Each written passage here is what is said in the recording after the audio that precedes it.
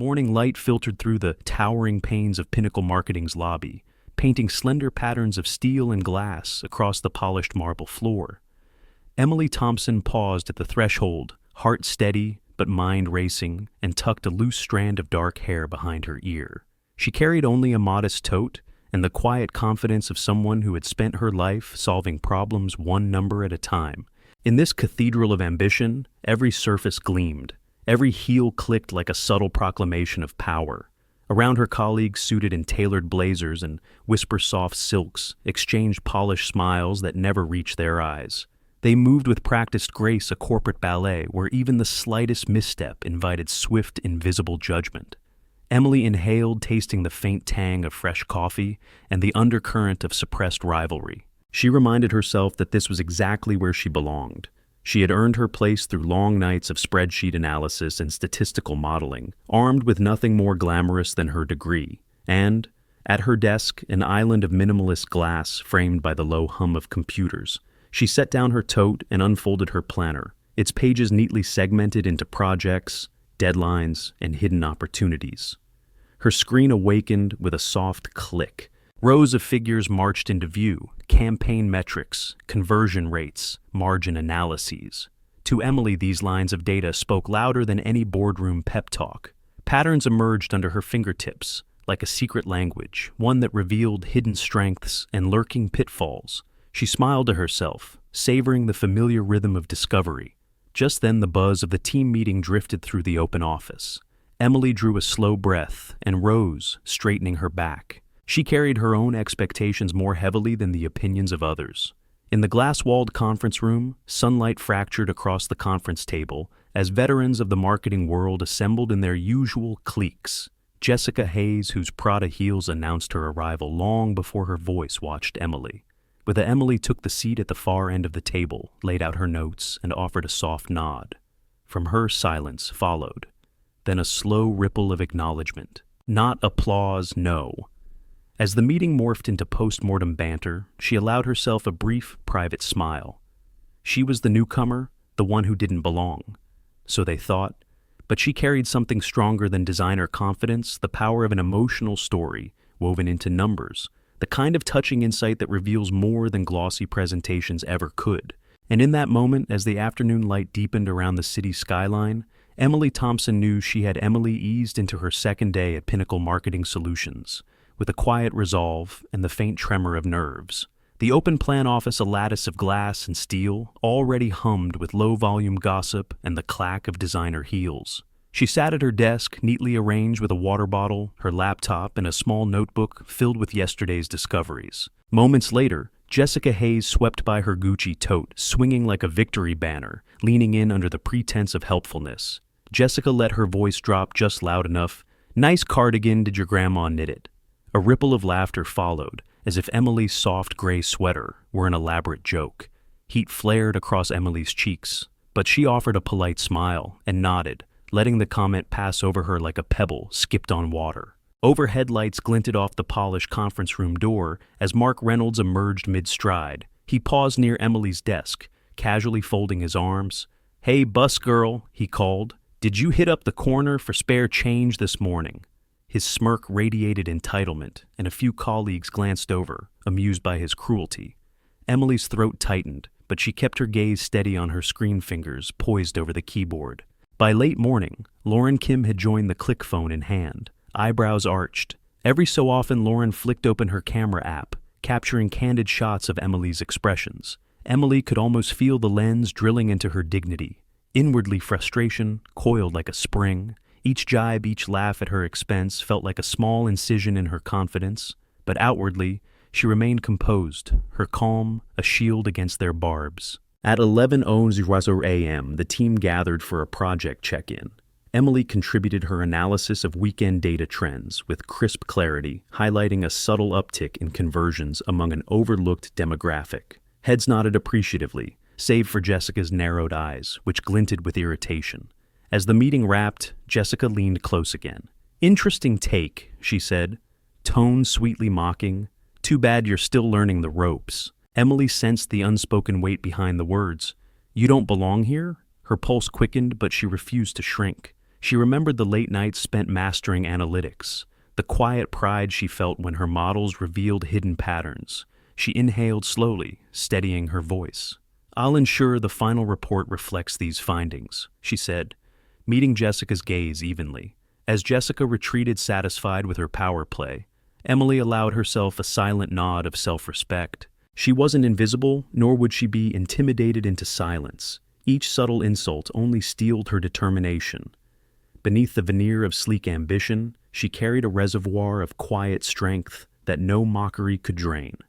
Friday's lull dissolved at precisely 2:45 p.m. Emily sat at her desk, fingers tracing the lines of a pivot table she had refined with care. She could almost taste the satisfaction of tomorrow's presentation, until Jessica Hayes appeared at her side, a can of Coke clutched in one manicured hand.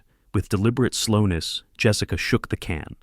Emily's head snapped up, confusion flickering across her features. Before she could react, the can exploded in her direction, an arc of fizzy liquid that drenched her gray cardigan, plastered her hair, and trickled across her desk. The can clattered to the floor, hissing as it rolled under her chair. A stunned silence fell before a roar of startled laughter erupted from Jessica, Mark, and Lauren. Mark kicked Emily's chair with a cracking thud that nearly knocked her pelvis from its socket, while Lauren circled behind, phone raised high to record every moment of her humiliation. Emily's heart hammered against her ribs. Her papers were soaked, her laptop keyboard sticky. She tasted the metallic tang of betrayal on her tongue. Her first instinct was to lash out to shove Jessica's shoulder or smash her phone. But Emily recognized that such a reaction would only feed their cruelty. She inhaled, counting slowly to 5, and stood. The sticky hiss of soda under her feet reminded her that humiliation once inflicted lingers, but only if she lets it. She brushed a wet strand of hair from her face, and with a calm she did not feel, said, "Excuse me." Her voice was soft, but carried through the stunned hush. Without waiting for permission, she walked to the break room, leaving behind smirks and jeers. Each step felt like a small reclamation of dignity. In the break room, she pressed her back against the cool tile, breathing deeply. Her cardigan clung uncomfortably, but she refused to let it define her. The burning in her chest quieted as she reminded herself, this was an attack, and every attack is born of fear.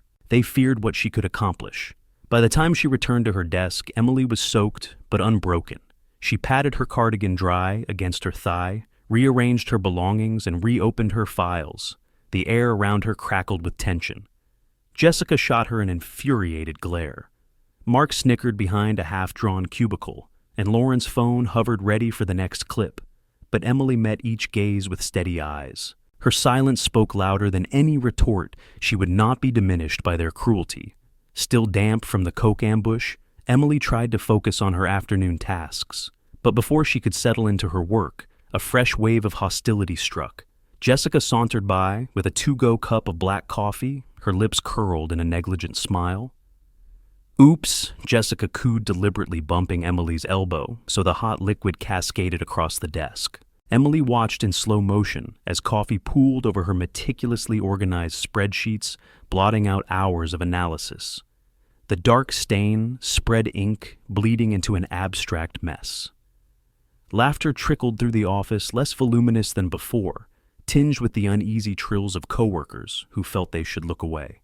Jessica grabbed napkins but made no effort to help clean up. "Hope you like abstract art," she teased, eyes sparkling with cruel delight. Lauren materialized to snap another photo, this time zooming in on the ruined charts. Mark hovered with a grin that suggested he was the ringleader of some private prank club. Emily's pulse spiked.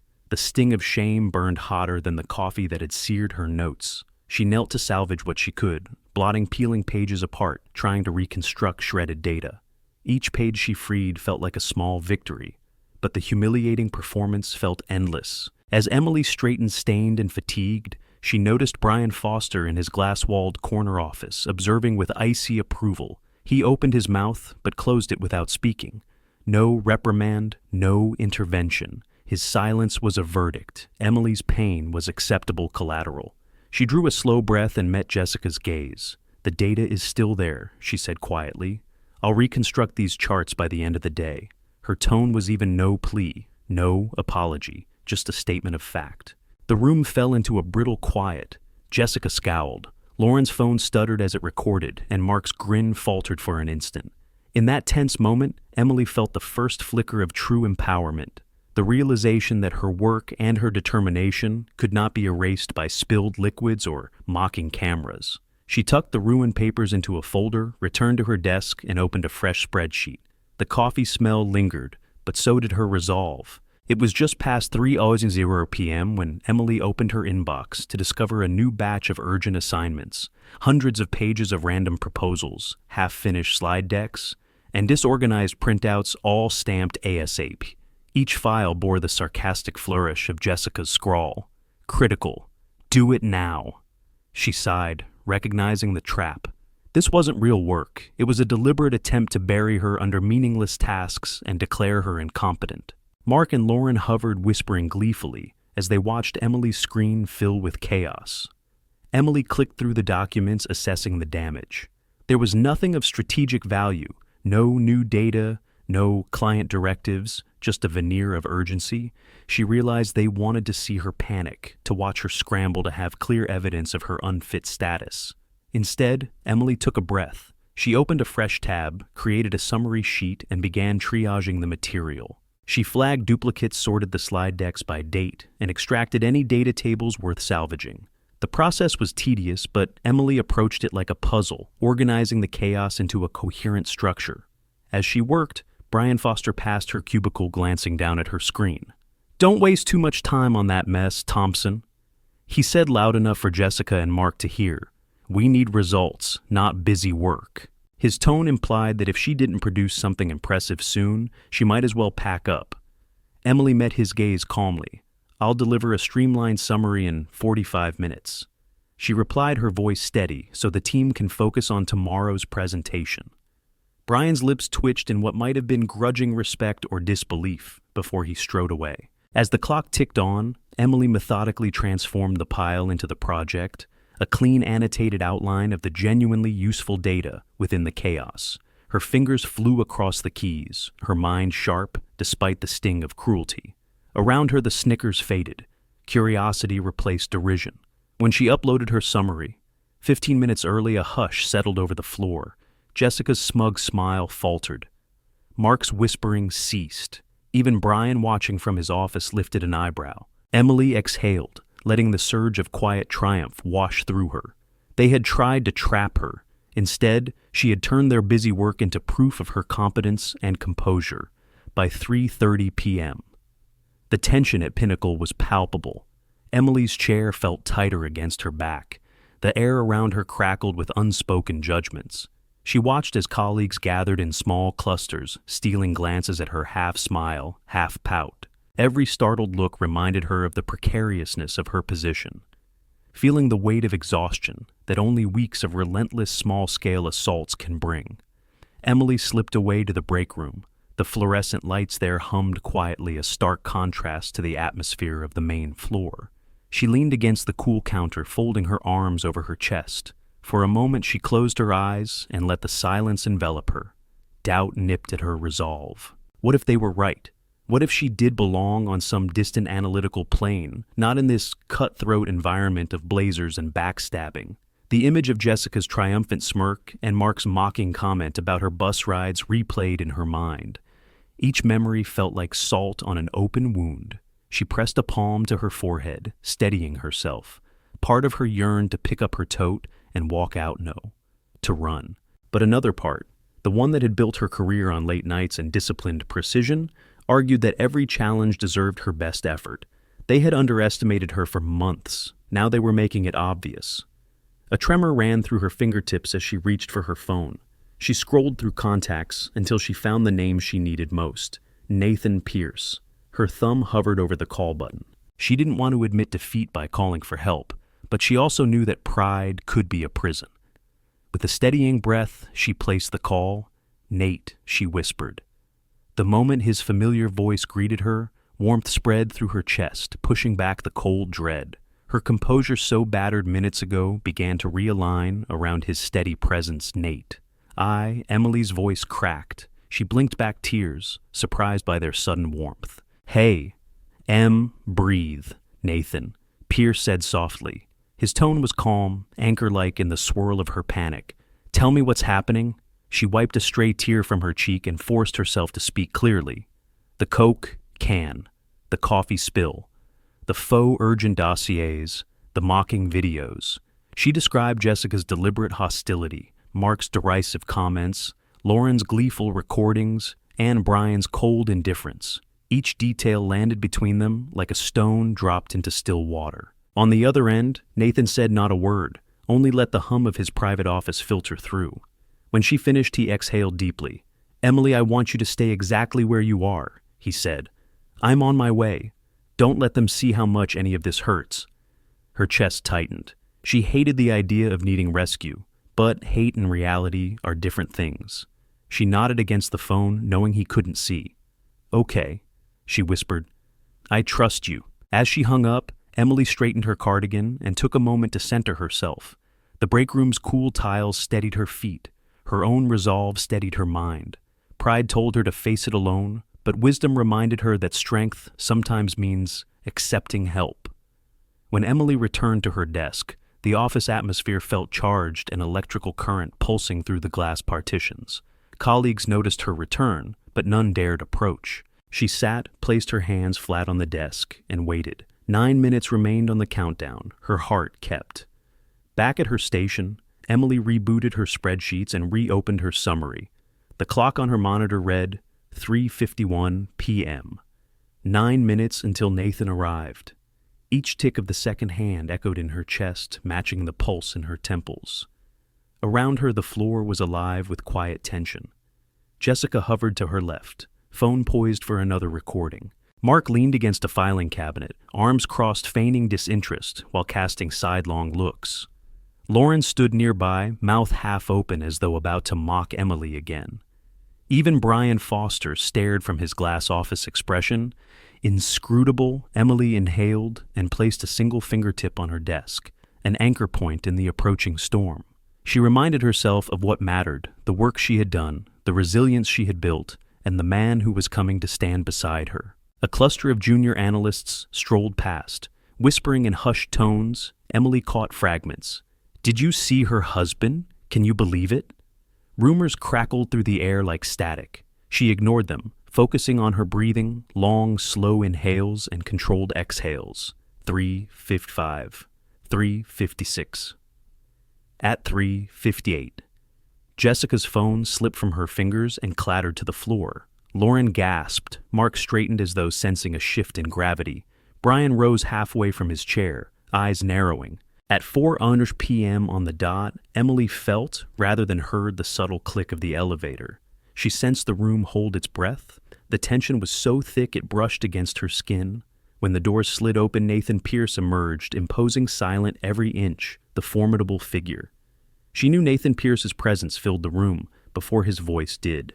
He moved with calm authority, suit, perfectly tailored posture, unyielding. Colleagues froze mid-conversation, eyes widening as he strode toward Emily's desk. "Emily?" he asked, voice low but resonant. She rose and their eyes met hers, reflecting relief, his steady, with protective fury. "Everything okay?" he inquired, though his tone left no doubt about his intentions. At his side, Emily felt an unexpected surge of strength. Jessica recovered first, plastering on a fake smile. "Mr. Pierce, We weren't expecting you," she stammered. Mark and Lauren shuffled backward. Brian lingered behind the glass wall, lips pressed into a thin line. Nathan ignored the stammered greeting. He turned slowly to face them. "I've been hearing about Emily's day," he said evenly. "Can anyone here explain why my wife has spent the afternoon as your entertainment?" Silence reigned. Jessica opened her mouth, but no words came. Mark averted his gaze. Lauren's cheeks burned pink. Even Brian looked away. "Jessica Hayes," Nathan said, voice colder. "Now you threw soda at her." He pointed next at Mark. "You mocked her commute. Lauren, Kim. You filmed her humiliation. Brian Foster, you did nothing." Each name landed like a verdict. Then in one measured breath, "You're all fired. Security will escort you out now. And don't think you'll find a desk in this industry anytime soon." A stunned gasp passed through the room. Emily watched as her tormentors drained of color, their bravado evaporating under her husband's unwavering gaze. Security appeared moments later. The four were marched away, still blinking in disbelief. When the doors closed, Nathan turned to Emily and offered his arm. "Let's go home," he said softly. She nodded hard, finally unclenching. As they walked out, a ripple of awed whispers followed the day's narrative irrevocably changed. In the weeks that followed, Pinnacle's corridors buzzed with tales of Emily Thompson's quiet courage and the swift downfall of her bullies. LinkedIn feeds lit up with rumors, and recruiters whispered of Jessica's marks, Lauren's and Brian's sudden unavailability. Meanwhile, Emily charted her own course, freelancing as a data consultant for small businesses, offering clear insights and genuine support. She found a new rhythm in her work: remote calls with startup founders, deep dives into niche markets. Sunday evenings spent mapping strategies over tea. Without the glare of office politics, her passion for patterns and problem-solving blossomed. Each project she completed bolstered her confidence more than any boardroom victory ever could. One Friday night, Nathan and Emily stood on the balcony of their shared home, an elegant loft overlooking the Chicago skyline. The city lights twinkled like distant stars, and a gentle breeze stirred Emily's hair. She leaned into him, warm against his side. "You didn't have to walk in there like that," she said softly. Nathan brushed a strand of hair from her face. "No," he agreed, "but I had to make sure they understood. You're not alone." Emily smiled, hazel eyes glinting. She tucked her hand into his. "I know who I am," she replied. "I just needed them to see it." Below, the city pulsed with possibility, a testament that even in the harshest light, a quiet heart can shine. Bright Emily Thompson had not only survived, she had risen. And in the gentle promise of tomorrow, her true story was just beginning.